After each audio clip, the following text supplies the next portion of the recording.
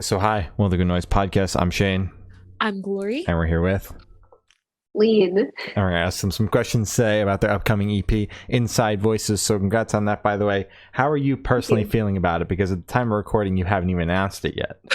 Yeah.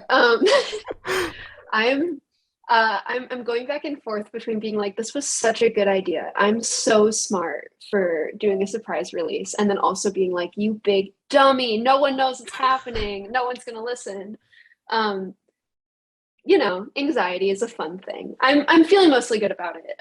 It's definitely like releases in general are just so anxiety producing and are so stressful. Mm-hmm. And I don't know, I've personally really liked the surprise releases because I think it's like, personally, when I see an artist, I like surprise release something. I'm so much more like inclined to check it out right at that moment because I'm like, this is crazy. It's like fresh on my mind. Whereas knowing it's coming out kind of like almost puts it in the back of my brain. I get that. But I've also recently someone was like, oh, like with surprise releases, like people don't keep listening to them. And I was like, excuse me? What was that? Oh. So, hoping it still lasts and like remains on people's minds after the release as well. Hell yeah. Well, sure. The EP was great. Listened to it earlier today. Yeah. Thank you. Yay. So is there any meaning behind the EP title or cover art? Not the title. Full honesty, no meaning behind it. I was just like, what's a name? Fair enough. With the art, I don't know if you guys caught this. It's all of the like people from all of the single art. They're all hanging together in a room. Most of my music, I feel like, reads as like diary entries, and it's usually around some form of like rough feelings. Most art is, but I feel like it's kind of supposed to be like the idea I had was like almost all of these people are dealing with their own like issues and like all these things, and it kind of like feels better when you're all together talking about it, and you can still like, I don't know, have a good time together despite having like all of these crazy bad thoughts. I don't know if that makes any sense. Yeah, that does. I just thought it was sweet. Hell yeah. Yeah, I like that a lot. All right. So can you tell us a little bit about your writing process for this EP? I have such a weird writing process. I feel like it kind of remains this way for everything I write, but I keep like a little iPhone notes thing in my phone of just like phrases or lyrics that I come up with as I'm like existing in my life. And I don't know, for some reason going to shows is always where I'll like have those moments. Like usually I'll hear like a lyric from another artist and then my brain like spins it. And then I'll like, it's always so embarrassing because I'm like standing next to people and do they see me just open my stupid little notes? It's like poetry in my phone. And then I write like the stupidest little, like, I don't know, thing, like very out of context, sandwiched in between a bunch of other little out of context quotes. They're just like, what the fuck is this person doing? Like, yeah, very embarrassing. I definitely do like, I hide it. Like, no one can see this. So I'll usually start with that. And then when I have some time to myself, I'll kind of sit down and get one of my guitars and try and write something. Or something that really changed with this EP is I started playing around with synths. My partner got me an OP1 last year, which is crazy. And I cannot believe he got me that.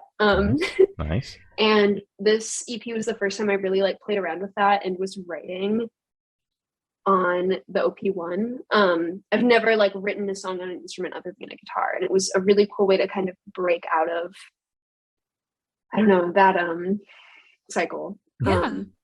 And it's, I don't know, it's one where I personally felt like it was the weakest song in the EP, but then my friends who've heard it are like, this is my favorite one, and it's always like very reassuring to hear.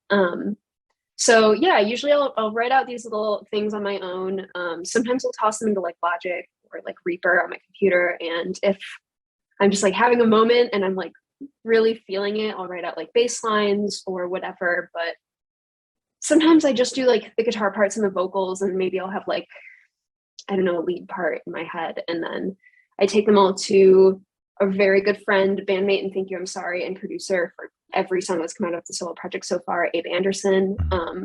he has a studio in Cannon Falls, Minnesota called Cloud Factory. And he has like, I don't know, he is such an integral part of this project. Like he really has like brought all of these songs to life, and every weird idea I've had, he's been so like down.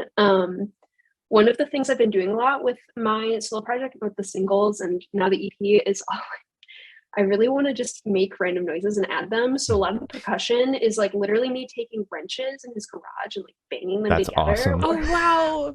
Yeah. There's like this noise in Periwinkle that's kind of like a really quick like and it's me popping bubble gum into a mic. Oh, cool. That's so yeah, it's like it's one of those things you'd never know, and it like it's obviously not obvious in the songs, but I feel like it just adds so much. And from like for us, it's just been like such like a fun way to mess around and like get really creative and out of the box with the songs that we're making. So a lot of it is like I have these demos, I take them to Abe, and I'm like, "What do you think?" And then I'm like, "Let me root around in your garage really quick." Yeah.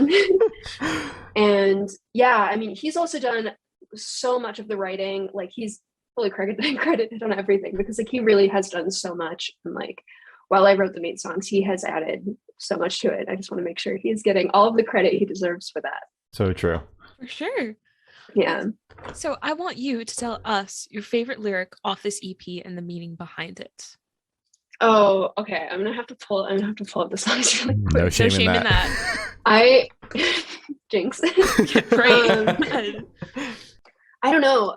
I kind of struggle with the solo project because I don't feel like anything I'm like my lyrics in this aren't especially profound. Like I feel like maybe the concepts get a little, but I feel like I don't get the lines as much. I have some new stuff with Thank You where I'm like, wow, I'm really proud of that lyric. But with this one, I'm like, I don't know. So, I mean, you just said you're not as proud of your lyrics. Is that because like kind of the entire project is you? So like, I don't really know how to word this question. Like, since it's all you, like, is that why you kind of feel like the lyrics aren't as powerful? It definitely like, it is like kind of a thing. Like something we've started doing with Thank You is I'm not writing all of the guitar parts anymore. Like Abe will write a full song and then send it to me and I'll write lyrics on top of it. And I feel like that makes it a lot easier for me to kind of sit down and be like, what concept am I going for? What situation am I portraying? What's going on here? Whereas when I'm writing myself, it is literally me taking one of my dumb little iPhone notes quotes and then being like, how do I turn this into a song? And then usually it's like making it a verse or chorus and then writing it around. So it'll kind of usually be like writing like from the middle out, instead of like top down. And granted, from that, I've gotten some things where I'm like, wow, this is not on topic with my solo project, but there's a lyric from a new Thank You song that's I'll stare at the sun until I can finally see the stars. Damn. And I really like that. I'm like, wow. Such a good lyric. Yeah. So Thank you for affirming that. Yeah. Like that one, I'm like able to be like, I really did something there. But with this, I'm like, I don't know. If you can't find a lyric, you could always do like your favorite part of a song. Yeah. Okay. Actually, I know exactly what that is. It is in Radiator where it switches to the like, I like me better now, and it repeats that over and over. I feel like that is like the way that hits. I feel like is such this like so the whole song is about kind of like coming out of a relationship and just like realizing you never liked this person that much, and you were like actively going down your like Standards. Yeah, your standards. And kind of like realizing like I'm way above this. I like me better than you. Like I'm out, and just that huge realization, like the weight falling off of your shoulders. And I feel like the repeating I like me better now, just like I feel like it hits that. I don't know if you agree, but yeah. I agree. Yeah, That's I agree. So where was your headspace at while you were writing this EP? It was all over the place. These songs are from a really long period of time. The first song I wrote, I believe, was either Radiator or Redline. I think it was Redline, which was like during a kind of like messy roommate situation where I just like constantly felt like I was the problem and like I was creating all of this stuff. And like in hindsight, not so much of anything, both of us, but like it's that like really internalizing every bad thing that happens to you and really being like, bad things keep happening to me because it's all my fault. Like I'm the common denominator.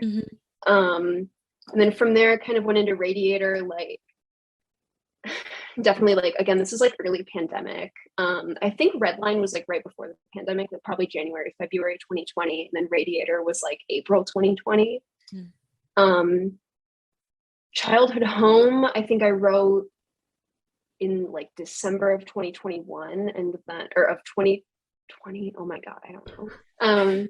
And just kind of, I had like moved away from my like home state for the second time and was just kind of like thinking about like going back and kind of going back to my childhood home. And then,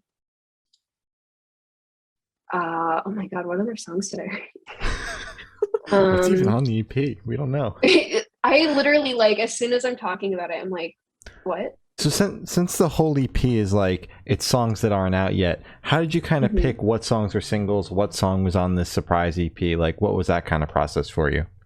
So the singles were definitely written way before, like those were all pretty early, and those ones we just kind of like worked out, like we just recorded them first. And we were just like, let's get these out. And then the EP we've recorded while the singles were coming out.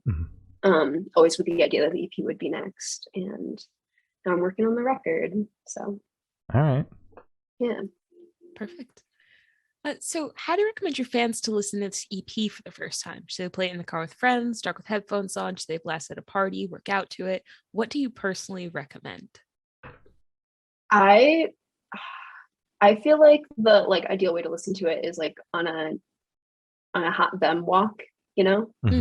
A little, this is the first time I've left my apartment in a minute. I'm gonna go walk around my neighborhood, like headphones on, little drinkity drink, like just fully zone out into the lyrics in your own space and just do that.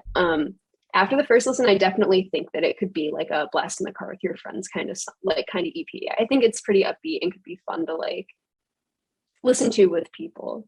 All right. 100%. Yeah. So this question should be super, super quick. Off the top of your head, I want you to describe this EP for new listeners in 3 words, no more, no less. Sad pop realization. Nice. Yo, that's good. Perfect. Yeah. So is there a certain feeling or emotion you want this EP to invoke in your listeners? Definitely kind of like a positive self-realization. I think kind of this this feeling of like you're better than you think you are, or like that's I don't know, but like you're not as bad as you think, basically. Just kind of positive, just because these things are happening, it's not so bad, or just because I feel this way, it's not so bad. That makes sense. That's nice. So what is your favorite memory that you made while creating this EP? Maybe all of the stuff with Abe where I was like literally just digging around his garage. And lots of just, Abe is one of my like absolute favorite people to make music with. And just lots of like we just have a lot of fun. We have a lot of moments in the studio where I feel like we're just really like feeding off each other and having a lot of these like, what if we did this? And like, oh my God moments. Those are definitely really, really great. Yeah. Nice. Love it. So for this question, I want you to picture you're on tour. You're at a gas station for a rest stop. You're going in. What is your snack of choice? Okay, are we talking like what is the full haul, or like what is the one thing I'm getting? You can get like as many things as you want. Just like when you're on tour, you go in, you already have a plan, and you're like, I need this, this, and this. I feel like I perfected my tour snack haul. So I'm gonna like start right off with one that I feel like people are either gonna like love and get it, or they're gonna hate me for.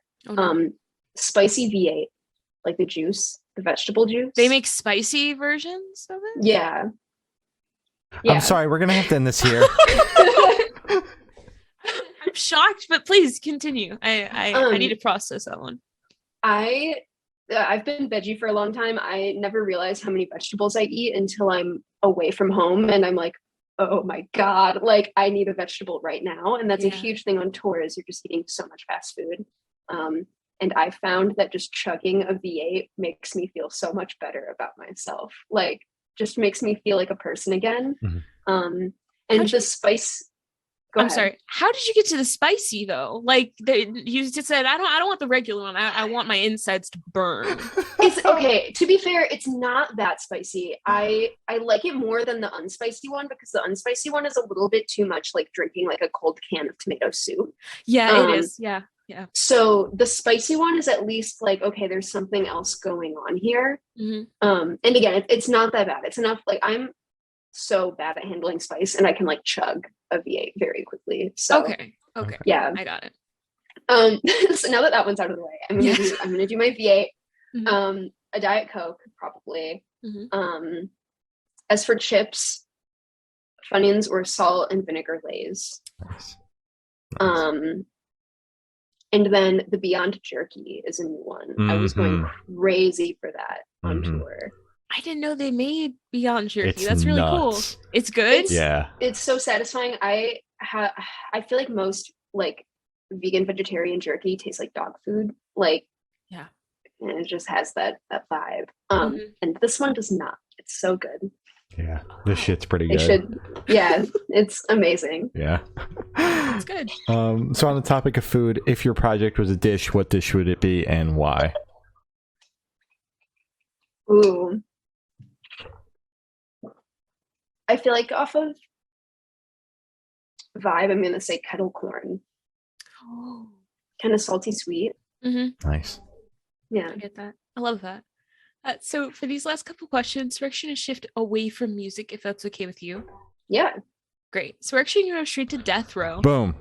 So if you're on death row, what would your last meal be with a drink? Spicy V8. No. No. 50 spicy V8s. Even they think it's gross and they like that shit. Oh, that would be... That is a reason to be put on death row. Yeah. I will get canceled for that. Probably, I'm gonna say like a giant bowl of popcorn. Popcorn is probably my favorite food. Like a huge thing of mac and cheese, like real cheese, like so much cheese. And then probably a Diet Coke. Nice. To wash down the popcorn and mac and cheese. Perfect comfort foods. That's good. Yeah. So if you could live in one fiction world for a week, where would you live? That's so hard because like I think of the like fantasy things that I'd want to live in, and then I think like that I like really enjoy, and so I'm like inclined to be like Stranger Things, and then I'm like, I don't want to live that. I mean, like, just out of pleasantness, a Harry Potter world in which nothing is bad and J.K. Rowling doesn't exist. I love that. What house do you? Slytherin. I like that. That's good. That's good. So I have the honor of asking the last question. Every single person we've spoken to has actually said it is the most important question. What is your favorite color? Green. You have a specific shade of green? That's a really hard one. Definitely between like a sagey olivey thing and then like a really like deep forest green. Nice. Ooh, staying on brand with Slytherin. Yeah. I also feel the need to clarify I'm not like a Harry Potter stan. I'm not like a Harry Potter adult in the way like Disney adults Thank exist. God. I feel the need Thank to clear God. my name. After I said that, I was like, I don't want everyone out here thinking I'm like... Well, we get Harry Potter a lot because it's just like the easiest one. It's like you It's think also- fictional world and you think that or Marvel. Like, Or Star Wars. yeah. I've actually never seen Star Wars. Anyway. Oh, I've how have only you seen gotten the this first far? three. It's okay. Well, okay. Wait, when you say the first three, you mean like the prequels or like the I mean, actual like first three? the first three, but 4, 5, 6 or whatever. Okay, that's cool. That's valid. I think. I'll I take don't that. know. I don't remember. So as Glory said, that's all the questions we have today. Is there anything that you guys would like to plug? Not you guys. It's just you. Sorry. I was like... Your second interview back. Sorry. Listen to Inside Voices and my other music. Listen to Thank You, I'm Sorry.